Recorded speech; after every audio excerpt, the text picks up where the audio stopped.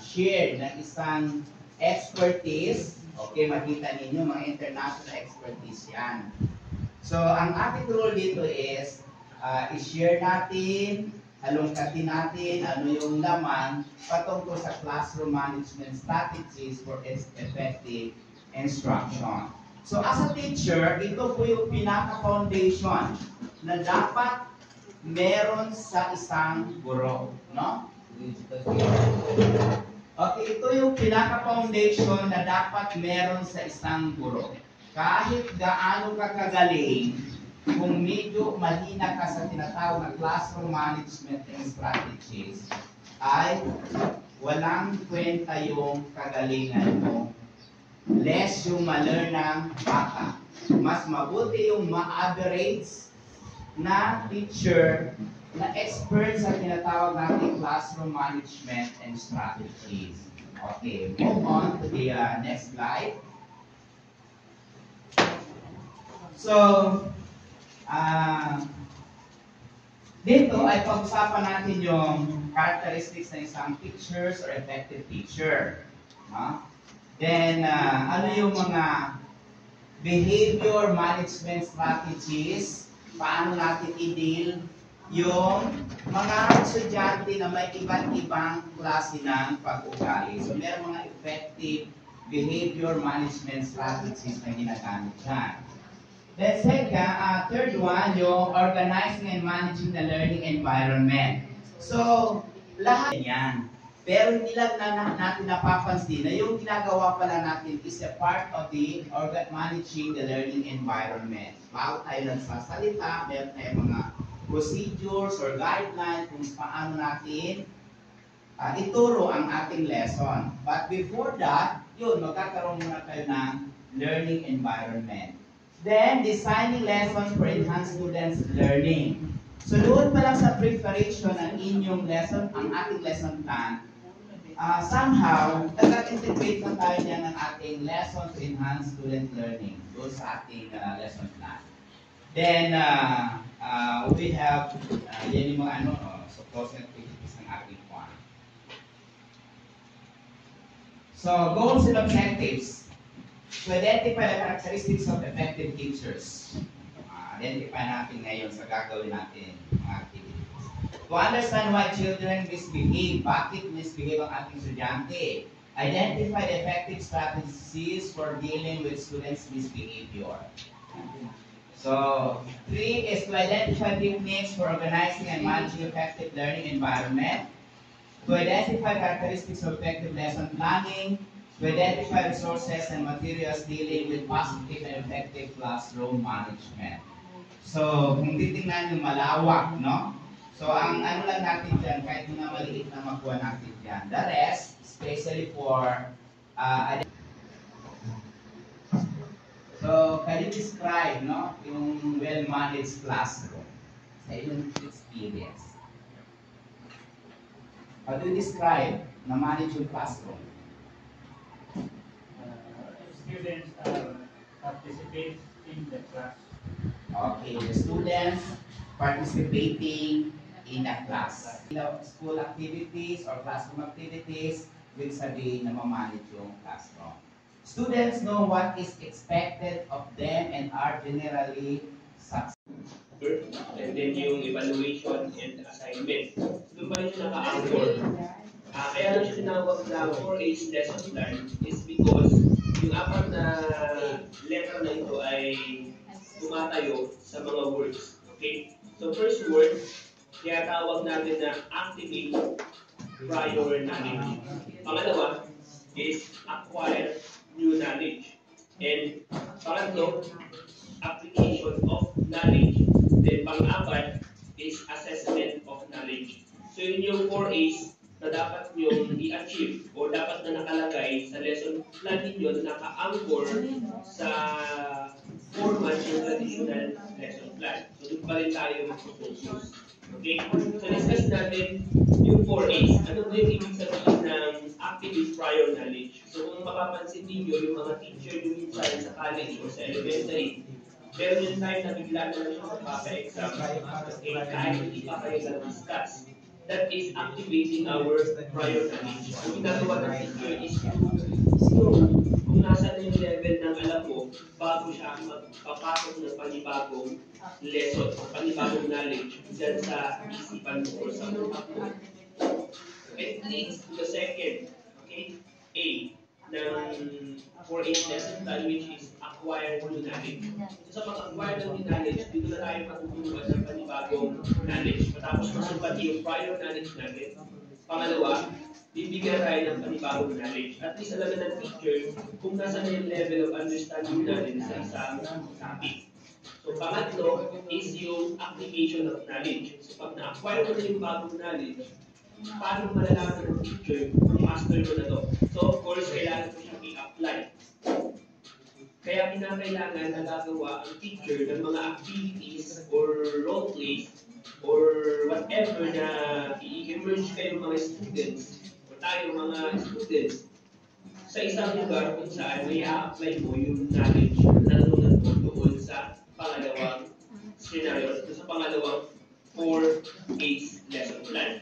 So pang-apat is lastly yung assessment, okay, or evaluation of knowledge. So kailangan i-assess yung knowledge na yun para malaman sa teacher kung talaga natutunan mo, na-absorb mo ba talaga yung knowledge na yun na ibinigay sa inyo sa loob ng isang oras. So hopefully, natutunan nyo kung ano yung 4A's format ng lesson plan. So next, magbibigay tayo ng actual presentation. Ipapakita ko sa inyo ang isang lesson plan. Kailangan sunod-sunod yung number mo. Depende kung saan mo siya nilagay sa test questions mo. Ha? Yung level ng test questions ninyo. And then sa difficult level, 10% lang din kasi nga sabi ni Sir yun. You have to consider yung mga lower thinking skills. The students has a lower thinking skills. Okay, so number of items. Okay. First thing to do, yan na, you write the learning competency. So ABCD lang nililike ko dyan. So actually, it's your learning objectives ang i-encode nyo dyan. Okay, next one is computing the number of what? Ano yung una? Hours, ma'am. The percentage. Tama ba? Yes. So how to compute the percentage? Yes. Equals. So dito sa Excel, nauna always click the equal first. Equals. So we are getting number of items. Ay, percentage tayo. Then sum. Okay, so percentage equals ano? Sum. So, open parenthesis. Ano yung formula? Number of hours divided by total number of hours times 100. Okay, so ilan ang number of hours natin dyan? 4. Okay, divided by 100. total number of Total number of hours. total number of instructional Asan naman time total? natin. 15. 16 pala yun. times 100. okay, 100. Okay, close parenthesis, enter. Okay, so 25% ang ating percentage sa instructional time. So, you can write 25 since pare-parehas man din ang instructional time mo para din tayo mag-. Pero ganun mag-compute. Yes, ma'am. Nakuha nyo? Yes. Okay,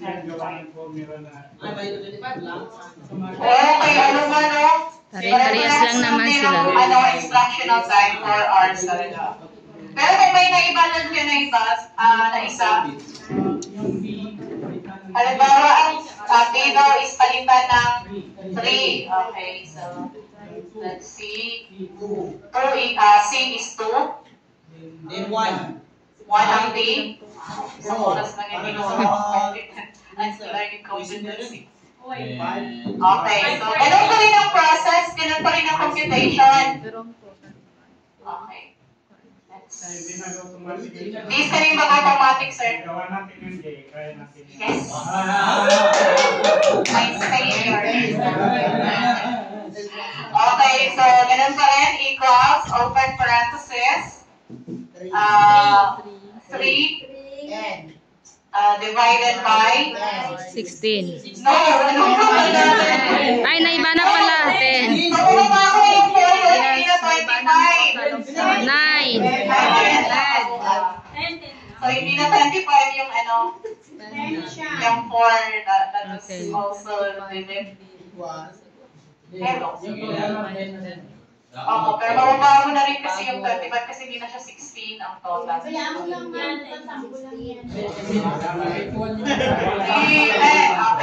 then. Okay, so 4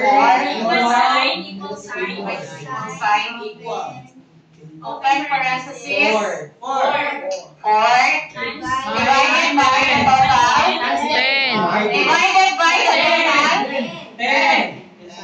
Okay, so times 100. 100. And then, okay, so 40% ang cover ng instructional time sa learning competency A. Hindi ba yan kaya? 40. Hindi yan siya mag-automatic sir. 25 rin talaga.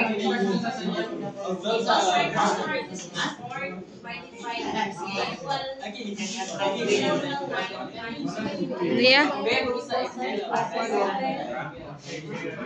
Okay, next one is 3 equals open parenthesis 3 divided by 10 Times 100. times 100 Close parenthesis. close parenthesis Equal 30%. 30 and then so total of 100%. Halimbawa, Unit 1 or Chapter 1, doon sa Chapter 1, meron ng mga competencies doon na doon nyo makikita sa curriculum guide. Kukopya lang yung ito doon sa curriculum guide. Pero wala tayong curriculum guide ngayon. Kung meron tayo, walang problema. So, doon sa SCA natin, doon ka rin kukuha ng test item mo na remembering, no? Kaya hindi mo pwede na ihalo mo ito, then ikaw lang dapat kwan yan eh. May AC yan, may AC, no? Dapat naka-align yan. Ka-align yan doon sa AC mo. Ka-align yan. Then, doon sa pag-distribute, paano ka na kung saan mo ilagay ng test item. Ang importante, alam mo kung ilan yung kunin mo na essay doon sa ACA mo. So the best one dyan na pag-construct ng test is paano una mo yung essay, then yung average, then yung then after it. Di kayo maximum sa essay sa taman sa 1 to 10. No? Dapat tayo after it.